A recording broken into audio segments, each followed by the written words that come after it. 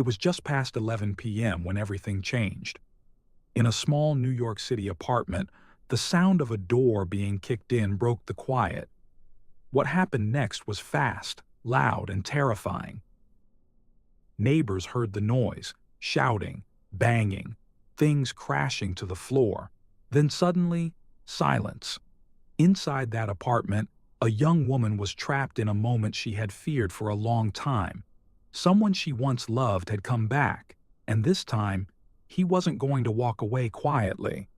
This is the story of a night that started like any other, but ended in tragedy.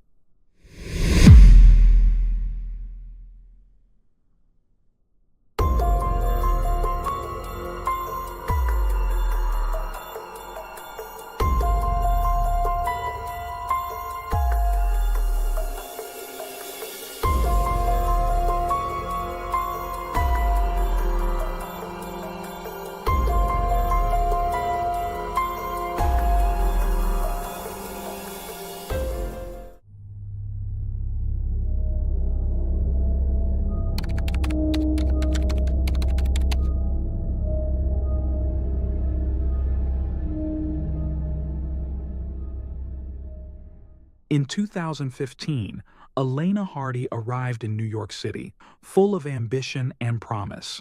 At 27, she was chasing her dream of becoming a physician's assistant. Her magnetic personality made her instantly likable, drawing people in wherever she went. With a bright future ahead, Elena immersed herself in her studies and embraced the vibrant rhythm of the city. But that hopeful journey took a dark turn when she met Fernando Munera. What began as a whirlwind romance quickly evolved into something far more dangerous. Their relationship, intense and passionate at first, soon spiraled into a toxic cycle of control, jealousy, and emotional turbulence. Friends and neighbors saw them often, walking their dog, riding his motorcycle, appearing close and inseparable. But behind those smiles was a relationship strained by volatility. As months passed, Munera's behavior grew increasingly erratic and aggressive. By early 2021, less than a year into their relationship, things had become violent. In a chilling incident, he restrained Elena in her own apartment, damaged her belongings, and seized her phone to prevent her from calling for help. That incident led to his arrest. Munera faced charges of harassment, unlawful imprisonment, and criminal mischief. A restraining order was issued, forbidding him from contacting Elena, but it didn't stop him. What followed was a pattern of relentless harassment. Munera began bombarding Elena with calls, dozens over a single weekend. He criticized her appearance, tried to control how she dressed, even while she was traveling. His obsession deepened, and his grip tightened. He couldn't bear the thought of her living independently, outside of his control. Neighbors grew uneasy. They noticed his erratic presence, muttering to himself, pacing furiously in front of the building. On May 19, 2021, the tension exploded. That evening, Munera was seen outside, consumed by anger, fists clenched, pacing with rage. He had argued with Elena earlier that day, and she had refused to let him into her apartment. He vanished for several hours. Many assumed the chaos had subsided, but Munera was preparing for something unthinkable. Sometime that night he returned, armed with a knife and an air pistol. Under the cover of darkness, he waited near Elena's apartment. Around 11 p.m., the horror unfolded. He forced his way into Elena's apartment. He smashed through the front door with violent determination, the barrier offering no resistance to the fury behind it. Inside, Elena barely had time to react. Startled by the crash, she was face to face with her ex before she could think, move, or scream. There was nowhere to run and nothing to stop him. Within seconds, the small apartment became a battleground. Munera, armed with a knife and consumed by rage, unleashed the full force of his obsession. he stabbed Elena 18 times. The knife tore through her upper body, each blow calculated, brutal, and unrelenting. The apartment echoed with the sounds of struggle, Elena's desperate cries, and the chaos that followed. The room was torn apart. Furniture lay overturned, blood streaked the walls, and the floor was slick with it. She cried out for help, but no one came. The neighbors heard everything, the thuds, the screaming, the crashing, but fear kept them frozen. Behind their closed doors, they listened as the violence continued, unaware of the full horror taking place just feet away. Munera didn't stop. He used the air pistol not as a weapon of death, but as a tool of fear, waving it, aiming it, showing Elena that even in her final moments, he was in control. His goal was not just to hurt her, it was to dominate her completely. She had tried to escape him, to set boundaries, to reclaim her life. That night, he took it back by force. When the attack finally ended, the apartment went still. The frenzy was over. Elena lay motionless, her body bearing the savage marks of the man who refused to let her go. Munera stood above her, breathing heavily, the blood still wet on his hands. There was no panic in him, no remorse, just the aftermath of a storm he had long planned. Then, without saying a word, he disappeared into the night. By the time police arrived, the damage was done. The apartment was a crime scene soaked in silence and horror. The young woman who had once lit up rooms with her energy and smile was gone. Her life had been reduced to blood on the floor and a still body in the dark. Officers found no signs of Munera. He was gone, vanished into the night like a ghost who left destruction in his wake. The manhunt began immediately. Police canvassed the area, questioned witnesses, tracked his movements. Surveillance footage from local stores and subway platforms began to fill in the gaps. One clip showed him walking briskly, still in the same blood-stained clothes, eerily calm, focused, as if the murder hadn't shaken him at all. Investigators delved into his past. What surfaced was deeply disturbing, a pattern of control, explosive tempers, and prior incidents of harassment and assault. Court records confirmed that Munera had always been volatile. Elena's death wasn't his first act of violence, it was the final one in a long line of red flags. The restraining order, a last resort, had failed her completely. Elena's family was shattered. Her mother couldn't believe that her daughter, the vibrant, funny, kind-hearted woman who had tried so hard to escape, was gone. The grief was heavy, made worse by the knowledge that Elena had done everything she could.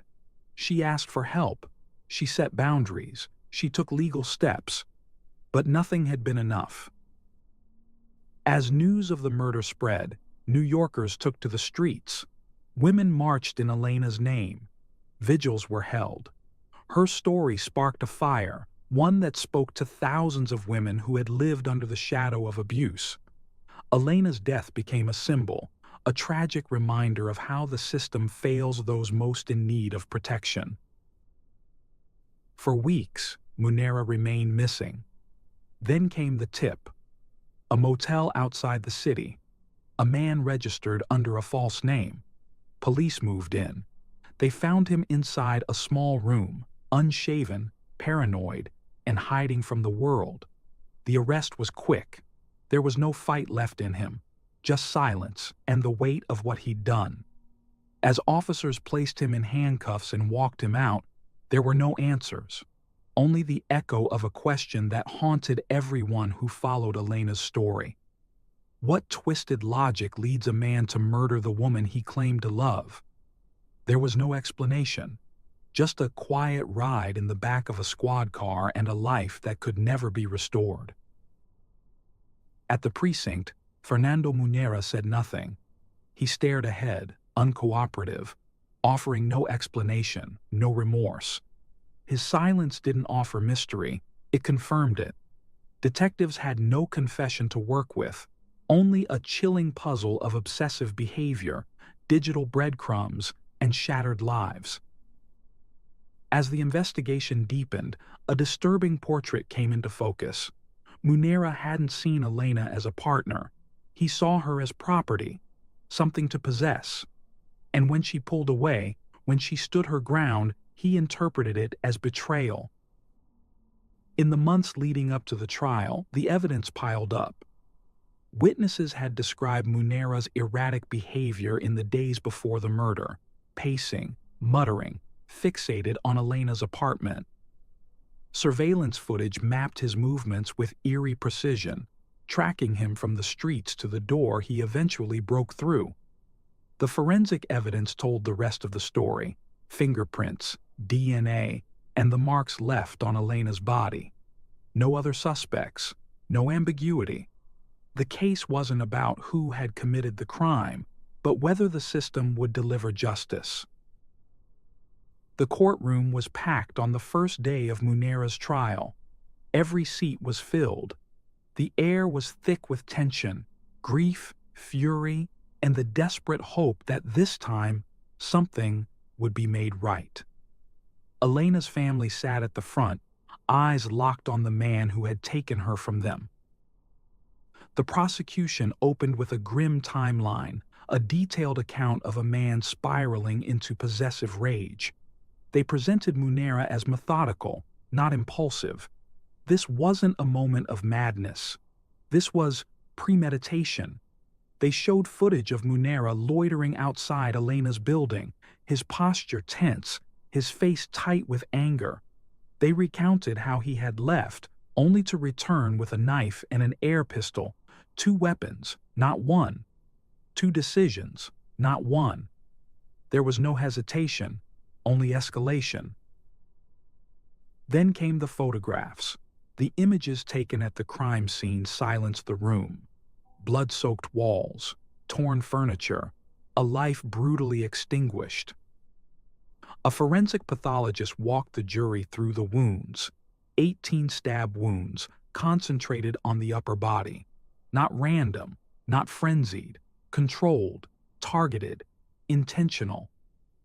Each one was described in clinical terms, but no language could soften the horror of what had been done. A neighbor described the noises on the night of the murder, the crashing, the faint screams, then nothing.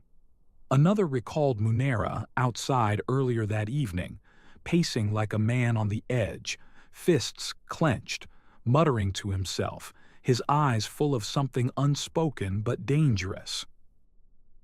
Elena's friends shared the things she had said in the final days of her life. She had been scared. She had told them about the calls, the threats, the constant pressure to change how she looked, how she dressed. One friend read a message aloud. "I'm scared of what he might do, but I don't know how to make him stop." It landed like a blow. The room fell silent. There were tears. Then the defense stood up. Their story was different. They didn't deny the attack.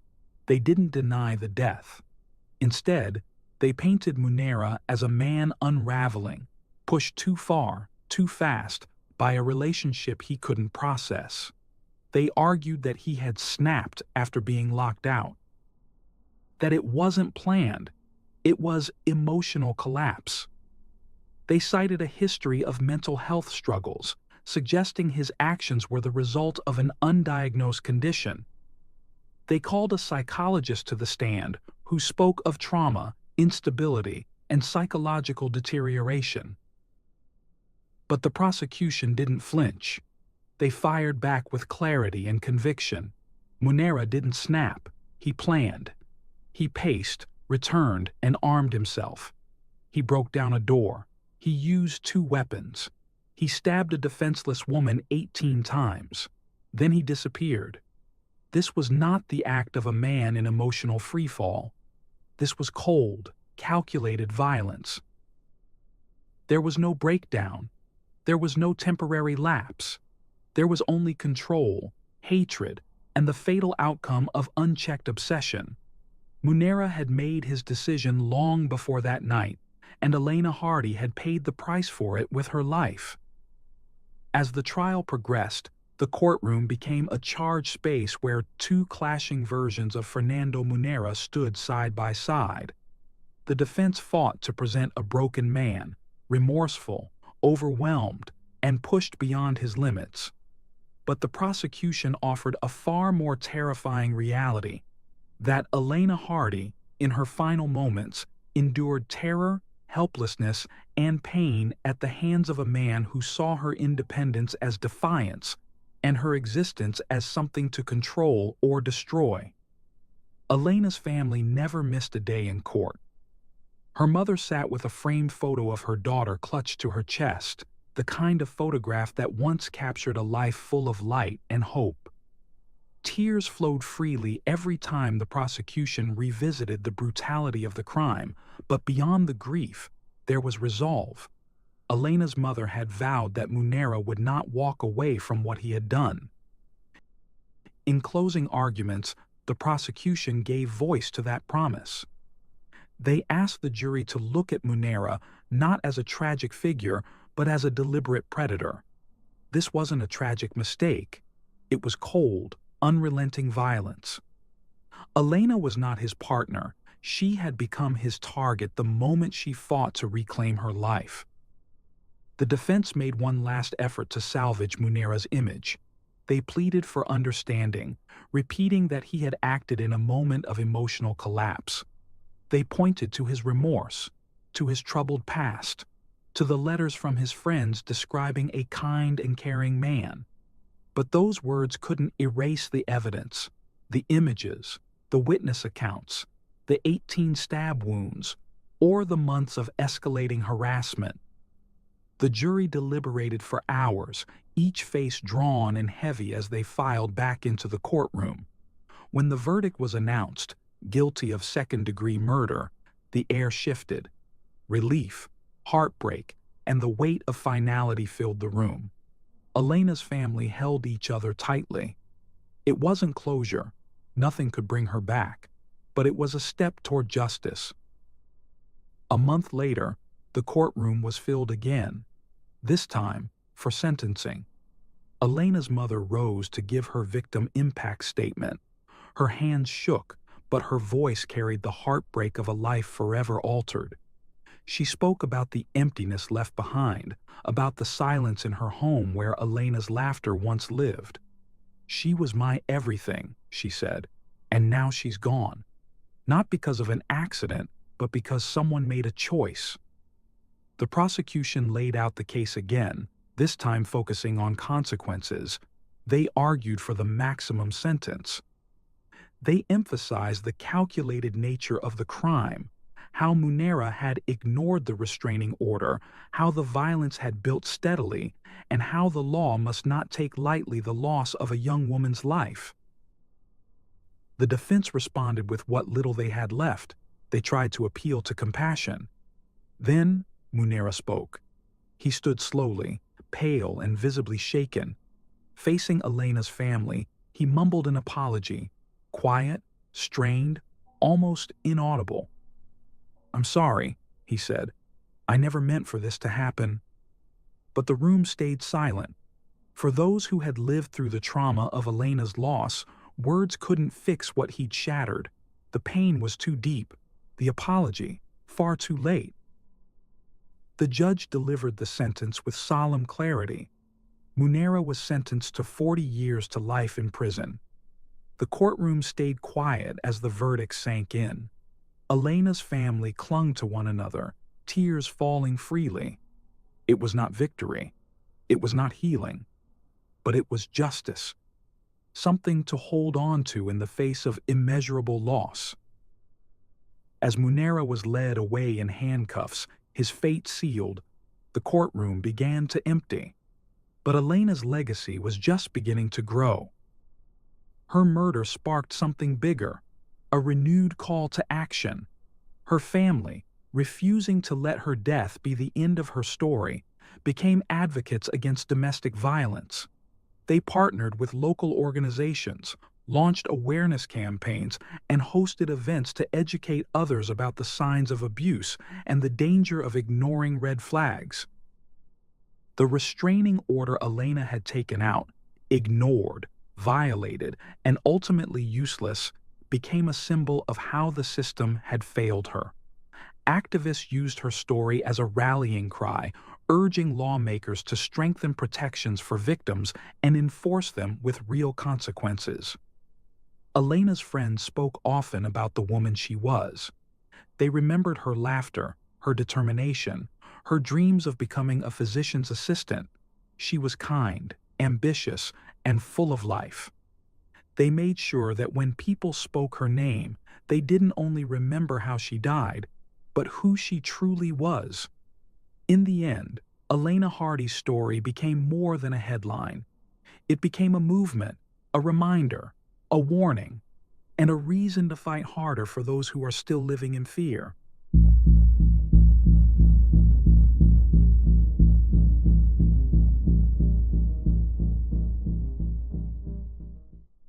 Thanks for tuning in to Unreal True Crime. If you're intrigued by mysteries from around the world, check out our new channel, Latin Crimes, where we dive into the gripping true crime stories of Latin America. Don't miss out. Subscribe now for more thrilling investigations.